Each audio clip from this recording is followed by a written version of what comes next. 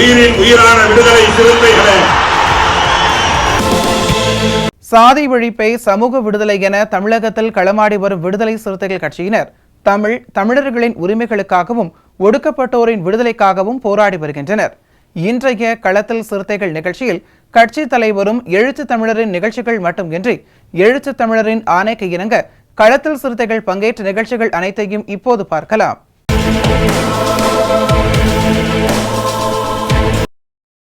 பட்டியலின பழங்குடியினத்தவர்களுக்கு மக்கள் தொகை அடிப்படையில் இடஒதுக்கீட்டை உயர்த்த அரசியலமைப்பு சட்டத்தில் திருத்தம் செய்ய வேண்டும் என்று மக்களவையில் விசிக தலைவரும் சிதம்பரம் நாடாளுமன்ற உறுப்பினருமான முனைவர் தொல் திருமாவளவன் வலியுறுத்தியுள்ளார்.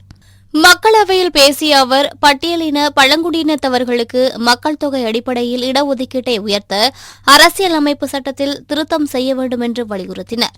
மேலும் பட்டியலின பழங்குடியினத்தைச் சேர்ந்தவர்களை இழிவாக அழைக்கும் தோணியில் பெயர்கள் உள்ளதாகவும் இத்தகைய இழிவான பெயர்களை மாநில அரசுகளை மாற்றுவதற்கு அதிகாரம் அளிக்கும் வகையில் அரசியலமைப்பு சட்டத்தில் திருத்தம் செய்ய வேண்டும் என்றும் விடுதலை சிறுத்தைகள் கட்சியின் தலைவரும் சிதம்பரம் நாடாளுமன்ற உறுப்பினருமான முனைவர் தொல் திருமாவளவன் வேண்டுகோள் விடுத்தார். அவைத் தலைவருக்கு வணக்கம். இந்த மசோதாவில் பங்கேற்று உரையாற்றுவதற்கான வாய்ப்பை வழங்கியமைக்கு என்னுடைய நன்றியை உரித்தாக்குகிறேன். அகில இந்திய அளவில் பட்டியல் இனத்தை சார்ந்தவர்களும் பழங்குடியினத்தை சார்ந்தவர்களும் மக்கள் தொகையால் 25 விழுக்காட்டை கடந்துள்ளனர், அதிகரித்துள்ளனர். ஆனால் இன்னும் 15% பட்டியல் இனத்தை சார்ந்தவர்களுக்கும் 7.5% பழங்குடியினத்தை சார்ந்தவர்களுக்கும் இடஒதுக்கீடு அளிக்கப்பட்டு வருகிறது. அவர்களுக்கான இடஒதுக்கீட்டை மக்கள் தொகை அடிப்படையிலே உயர்த்துவதற்கு அரசமைப்பு சட்டத்திலே திருத்தம் கொண்டு வர வேண்டும் என்று முதலில் வேண்டுகோளாக நான் வைக்க விரும்புகிறேன். அதேபோல ஒவ்வொரு மாநிலத்திலும் பட்டியலினத்தை சார்ந்தவர்களையும் பழங்குடியினத்தை சார்ந்தவர்களையும் இழிவாக அழைக்கும் தொனியில் பெயர்கள் உள்ளன. தமிழ்நாட்டில் மட்டுமல்ல, இந்தியா முழுவதும் அனைத்து மாநிலங்களிலும் இந்த நிலை நீடிக்கிறது. அதனை திருத்துவதற்கு மாநில அரசுகளுக்கு அதிகாரம் இல்லை, பரிந்துரைப்பதற்கு மட்டுமே அதிகாரம் உள்ளது. மைய அரசு, ஒன்றிய அரசு அந்த அதிகாரத்தை மாநில அரசுகளுக்கே அளிக்கக்கூடிய வகையில் அரசமைப்பு சட்டத்தில் திருத்தம் கொண்டு வர வேண்டும். இந்த திருத்தம் மிக மிக இன்றியமையாத ஒன்றாக அந்தந்த சமூகத்தை சார்ந்த மக்களால் பார்க்கப்படுகிறது. எனவே இந்திய ஒன்றிய அரசு அந்தந்த மாநிலங்களில் மாநில அரசுகளே இத்தகைய இழிவாக அழைக்கப்படுகிற துணி உள்ள பெயர்கள் அனைத்தையும் மாற்றுவதற்கு அதிகாரம் அளிக்கக்கூடிய வகையில் அரசமைப்பு சட்டத்திலே திருத்தம் கொண்டு வர வேண்டும் என்று வலியுறுத்துகிறேன். தமிழ்நாட்டில் 74 சாதிகள் பட்டியலினத்தில் உள்ளன, ஷெட்யூல் காஸ்ட். அதில் பின்வரும் சாதிகள்: நொமாடிக் ட்ரைப்ஸ், பழங்குடியினத்திற்கான பண்பாட்டு கூறுகளை கொண்ட உடல் அமைப்புகளை கொண்ட சமூகத்தை சார்ந்தவர்கள், 1000 பேருக்கும் குறைவான சமூகங்களை சார்ந்தவர்கள். சில சமூகங்கள் 100க்கும் குறைவாகவும் உள்ளன. பைரா, பக்கூடா, சண்டி, பெல்லாரா, தொம்பன், கொடகாலி, கொட்டா, கோசாங்கி, ஹோலியா, ஜக்காலி, ஜம்புவுலு, கூசா, குறவன், நாயாடி, வேடன், வேட்டுவன், இவ்வளவு சமூகங்களை சார்ந்தவர்கள் மைக்ராஸ்கோபிக் மைனாரிட்டிஸ் என்று சொல்லக்கூடிய வகையில், ஒரு நெக்லிஜிபிள் மைனாரிட்டிஸ் என்று சொல்லக்கூடிய வகையில் உள்ள சமூகங்கள். இவர்கள் இதே பட்டியலில் உள்ள பிற சாதியினரோடு, பெரும்பான்மை சாதியினரோடு போட்டி போட்டு கல்வியை பெறுவதற்கோ வேலைவாய்ப்பை பெறுவதற்கோ வாய்ப்பில்லாத நிலை இருக்கிறது. எனவே இவர்கள் அடிப்படையிலே anthropologically they are belonging to nomadic tribes. எனவே இவர்களை பழங்குடியின சமூக பட்டியலில் இணைப்பதன் மூலம் அவர்கள் கல்வியிலும் வேலைவாய்ப்பிலும் இடம்பெறுவதற்கான ஒரு வாய்ப்பு அமையும். எனவே மாண்புமிகு அமைச்சர் அவர்கள் இந்த சாதிகளை சார்ந்த அனைவரையும் எஸ்சி பட்டியலில் இருந்து எஸ்டி பட்டியலுக்கு மாற்ற வேண்டும் என்று கேட்டு நம்முடைய நாடாளுமன்ற உறுப்பினர் செந்தில்குமார் அவர்கள் முன்மொழிந்ததை நானும் வழிமொழிகிறேன். அந்த பகுதியில் உள்ள குறும்பன் சமூகத்தை சார்ந்தவர்களையும் லம்பாடி சமூகத்தை சார்ந்தவர்களையும் பழங்குடி பட்டியலில் இணைப்பதற்கு உரிய நடவடிக்கைகளை மாண்புமிகு அமைச்சர் பெருமக்கள் எடுக்க வேண்டும் என்று கேட்டு முடிக்கிறேன். நன்றி, வணக்கம்.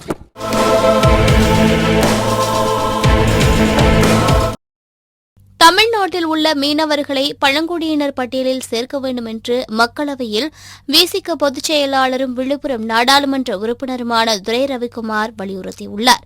மக்களவையில் இன்று பேசிய அவர் தமிழ்நாட்டில் உள்ள படுகர் மற்றும் மீனவ மக்களை பழங்குடியினர் பட்டியலில் சேர்க்க வேண்டும் என்று வலியுறுத்தினார்.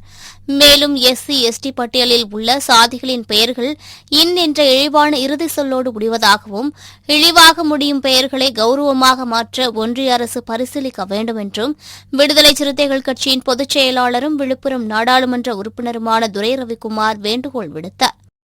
மாண்புமிகு அவைத்தலைவர் அவர்களே, இந்த முக்கியமான மசோதா மீது பேச வாய்ப்பளித்தமைக்காக என்னுடைய நன்றியை தெரிவித்துக் கொள்கின்றேன். ஜம்மு காஷ்மீர் மாநிலத்தில் வால்மீகி என்ற சாதியை ஷெட்யூல் காஸ்ட் பட்டியலில் சேர்ப்பதற்கான இந்த மசோதா வரவேற்கத்தக்கது. இதனால் அந்த சமூகத்தினர் இடஒதுக்கீடு உள்ளிட்ட பயன்களை பெறுவதற்கு வாய்ப்பு ஏற்படுகிறது. எனவே இந்த மசோதாவை நான் வரவேற்கின்றேன். அத்துடன் இந்தியா முழுமைக்குமே இப்படி பல்வேறு திருத்தங்களை செய்ய வேண்டிய தேவை இருக்கிறது. குறிப்பாக தமிழ்நாட்டிலே நீலகிரி மாவட்டத்தில் இருக்கின்ற படுகர் இன மக்கள் அவர்களை பழங்குடியினர் பட்டியலில் சேர்க்க வேண்டும் என்று நீண்ட காலமாக அவர்கள் போராடி வருகிறார்கள். அந்த நாடாளுமன்ற தொகுதியினுடைய உறுப்பினர் மாண்புமிகு ராசா அவர்கள் இந்த அவையிலேயே அந்த கோரிக்கையை பதிவு செய்திருக்கின்றார்கள். அதையும் இந்த அரசு பரிவோடு பரிசீலிக்க வேண்டும். அது மட்டுமின்றி மாண்புமிகு சமூக நீதி அமைச்சர் அவர்களிடத்திலே விடுதலை சிறுத்தைகள் கட்சியின் சார்பில் கடந்த கூட்டத்தொடரின் போது அக்கட்சியினுடைய தலைவர் தொல் திருமாவளவன் அவர்கள் ஒரு வேண்டுகோளை கடிதமாக அளித்திருக்கின்றார். தமிழ்நாட்டிலே இருக்கின்ற மீனவ மக்களை பழங்குடியினர் பட்டியலிலே சேர்க்க வேண்டும் என்கின்ற கோரிக்கையை அமைச்சரிடத்திலே அளித்திருக்கின்றார். அந்த கோரிக்கையையும் பரிசீலித்து இந்த அரசு நடவடிக்கை எடுக்க வேண்டும் என்று கேட்டுக்கொள்கின்றேன். இந்த ஷெட்யூல் காஸ்ட் ஷெட்யூல் ட்ரைப் பட்டியலை மாற்றம் செய்கிற அதிகாரம் ஒன்றிய அரசிடம்தான் இருக்கிறது. அரசியலமைப்பு சட்டத்தினுடைய பிரிவு அந்த அதிகாரத்தை ஒன்றிய அரசுக்கு வழங்கியிருக்கிறது. ஆனால் பிற்படுத்தப்பட்டோர் பட்டியலை மாற்றம் செய்வதற்கு, அதிலே திருத்தம் செய்வதற்கு மாநில அரசுகளுக்கு அதிகாரம் இருக்கிறது. இதன் காரணமாக தமிழ்நாட்டிலே பிற்படுத்தப்பட்ட சாதியினுடைய பட்டியலிலே அந்த சாதிகளை இழிவான பெயர்களிலே அதற்கு முன்பு பிரிட்டிஷ் ஆட்சி காலங்களிலே குறிப்பிட்டு வந்தார்கள். அதை மாற்றி தமிழ்நாடு அரசு அவர்களை கௌரவமான அடையாளத்தோடு குறிப்பிடுவதற்கான திருத்தத்தை செய்துவிட்டது. அதேபோல எஸ்சி எஸ்டி பட்டியலிலே இருக்கின்ற சாதிகள் தமிழிலே இன் என்ற இழிவான இறுதி சொல்ல எழுத்தோடு முடிகின்றன. அந்த விகுதியோடு முடிகின்ற அந்த பெயர்களை எல்லாம் கௌரவமாக மாற்ற வேண்டும் என்ற வேண்டுகோள் நீண்ட காலமாக முன்வைக்கப்பட்டு வருகிறது. அதையும் இந்த அரசு பரிசீலிக்க வேண்டும். இது தொடர்பாகவும் மாண்புமிகு அமைச்சரவையிடத்திலே நாங்கள் வேண்டுகோள் விடுத்திருக்கின்றோம். இந்த பட்டியல்கள் உருவாக்கப்பட்ட போது பல மாற்றங்கள் செய்யப்பட்டன.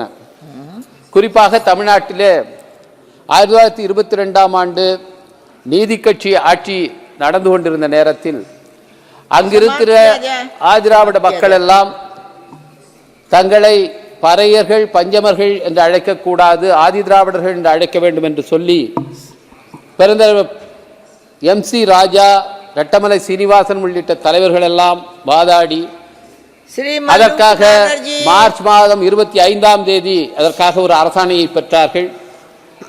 அதன் அடிப்படையிலே ஆதி திராவிடர் என்ற பெயர் அவர்களுக்கு சூட்டப்பட்டது. ஆனால் 1931 எடுக்கப்பட்ட சென்சஸிலே அந்த பழைய சாதிகளே குறிப்பிடப்பட்டன. இந்த குழப்படி கடந்த 100 ஆண்டுகளாக தொடர்கிறது. அடுத்து வரும் சென்சஸிலே அந்த திருத்தம் செய்ய வேண்டும் என்று கேட்டு இந்த வாய்ப்புக்கு நன்றி சொல்லி அமைகிறேன். வணக்கம்.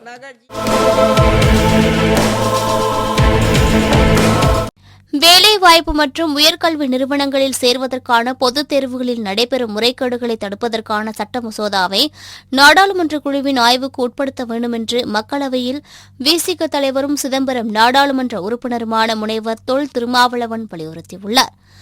மக்களவையில் இன்று பேசிய அவர், வேலைவாய்ப்பு மற்றும் உயர்கல்வி நிறுவனங்களில் சேர்வதற்கான பொதுத் தேர்வுகளில் நடைபெறும் முறைகேடுகளை தடுப்பதற்கான சட்ட மசோதாவை நாடாளுமன்ற குழுவின் ஆய்வுக்கு உட்படுத்த வேண்டும் என்றும், இத்தகைய பொதுத் தேர்வுகள் தேவைதானா, இதனை மறுபரிசீலனைக்கு உட்படுத்த வேண்டும் என்றும் வேண்டுகோள் விடுத்தார்.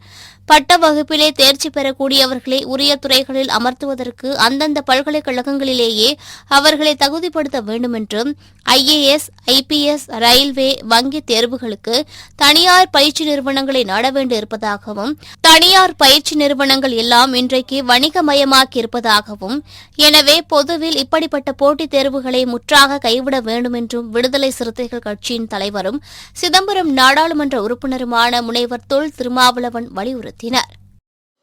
வேலைவாய்ப்பு மற்றும் உயர்கல்வி நிறுவனங்களில் சேருவதற்கான பொதுத் தேர்வுகளில் நடைபெறும் முறைகேடுகளை தடுப்பதற்கான இந்த சட்ட மசோதாவை நாடாளுமன்ற குழுவின் ஆய்வுக்கு உட்படுத்த வேண்டும் என்று வேண்டுகோள் விடுக்கிறேன். இத்தகைய பொதுத் தேர்வுகள் தேவைதானா, இதனை மறுபரிசீலனைக்கு உட்படுத்த வேண்டும் என்றும் விடுதலை சிறுத்தைகள் கட்சியின் சார்பில் வேண்டுகோள் விடுக்கிறேன். பட்ட வகுப்புகளை முடித்து மாணவர்கள் வேலைவாய்ப்பை தேடுகிற போதும் அல்லது உயர்கல்வி நிறுவனங்களில் சேருகிற போதும் இப்படிப்பட்ட போட்டித் தேர்வுகளில் பங்கேற்பது அவர்களுக்கு கடுமையான மன உளைச்சலை, மன அழுத்தத்தை தருவதாக உள்ளது. முதல் தலைமுறையை சார்ந்த கிராமப்புறத்து மாணவர்கள் பெற்றோர் கல்வி வாசனையே அறியாதவர்களாக இருந்து முதலாக பள்ளியிலும் பல்கலைக்கழகங்களிலும் அடியெடுத்து வைக்கக்கூடியவர்கள் அந்த பட்ட வகுப்பிலே தேர்ச்சி பெறுவதே ஒரு சாதனையாக கருதுகிறார்கள். அப்படிப்பட்டவர்கள் அரசு துறைகளில், பொதுத்துறைகளில் வேலைவாய்ப்பை பெறுவதற்கு மீண்டும் மீண்டும் தேர்வுகளை எழுத வேண்டும் என்கிற நிலைக்கு தள்ளப்படுகிற போது அவர்களுக்கான வாய்ப்பு திட்டமிட்டு பறிக்கப்படுவதாகவே உள்ளது. அவர்களுக்கான இந்த வடிகட்டும் முறை என்பது அவர்களை உயர் பதவிகளில் அல்லது வேலைவாய்ப்புகளில் அமரவிடாமல் தடுப்பதற்கான ஒரு புதிய உத்தியாகவே இதை கருத நேரிடுகிறது. என்ட்ரன்ஸ் எக்ஸாம், நுழைவுத் தேர்வு, எலிஜிபிலிட்டி டெஸ்ட், தகுதி தேர்வு, பிறகு ரெக்ரூட்மெண்ட் எக்ஸாமினேஷன், போட்டித் தேர்வு, இப்படி அடுக்கடுக்கான அடுத்தடுத்து பல்வேறு தேர்வுகளை அவர்கள் காண வேண்டியிருக்கிறது. ஒருவன் கல்வித் தகுதியை பெறுவதற்கும் தேர்வில் தேர்ச்சி பெறுவதற்கும் பெரிய இடைவெளி இருப்பதாகவே கருதுகிறோம். எனவே இதனை மேலும் இலகுவாக்க வேண்டும்.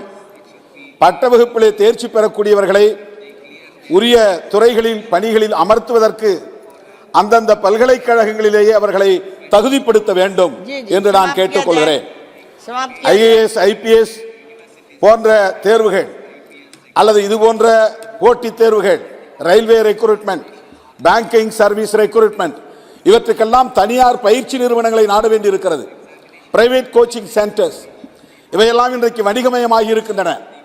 இந்த தனியார் பயிற்சி நிறுவனங்களில் லட்சக்கணக்கிலே பணம் செலுத்தி, கட்டணம் செலுத்தி படித்தால் மட்டும்தான் அவர்களால் இந்த தேர்வில் வெற்றி பெற முடியும், தேர்ச்சி பெற முடியும் என்கிற நிலை இருக்கிறது. எனவே பொதுவில் இப்படிப்பட்ட இந்த போட்டித் தேர்வுகளை முற்றாக கைவிட வேண்டும் என்பதுதான் விடுதலை சிறுத்தைகளின் வேண்டுகோள்.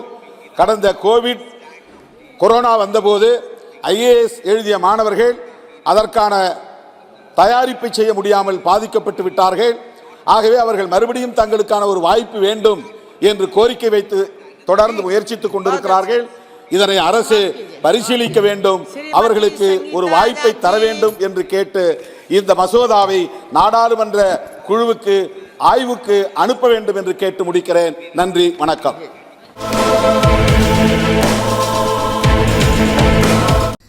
கடலூர் மேற்கு மாவட்டம் திட்டக்குடி சட்டமன்ற தொகுதிக்கு உட்பட்ட கோரிக்கைவாடி ஊராட்சியில் ஊரக வளர்ச்சி மற்றும் ஊராட்சி துறையின் மூலம் புதிதாக கட்டப்பட்ட ஊராட்சி ஒன்றிய தொடக்கப்பள்ளி கூடுதல் கட்டிடத்தை திட்டக்குடி சட்டமன்ற தொகுதி உறுப்பினரும் தமிழக தொழிலாளர் நலன் மற்றும் திறன் மேம்பாட்டுத்துறை அமைச்சருமான CV கணேசன் ரிப்பன் வெட்டி திறந்து வைத்தார்.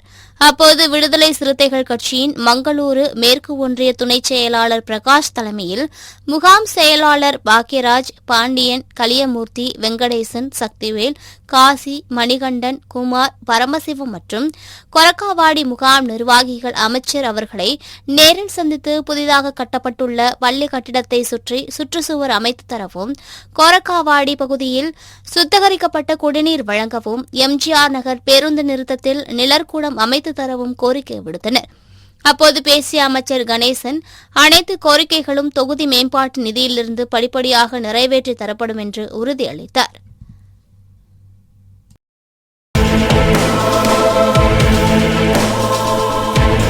இன்றைய களத்தல் சிறுத்தைகள் நிகழ்ச்சியில் விடுதலை சிறுத்தைகள் கட்சியினர் நிகழ்ச்சிகள் அனைத்தையும் பார்த்தோம்.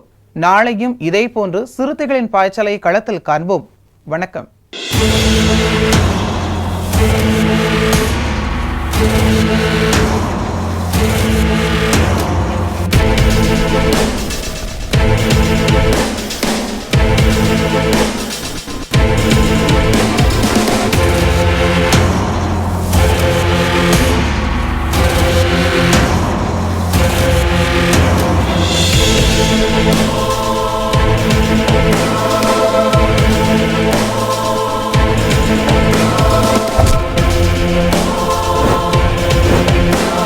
உயிரின் உயிரான விடுதலை சிறுத்தைகளே,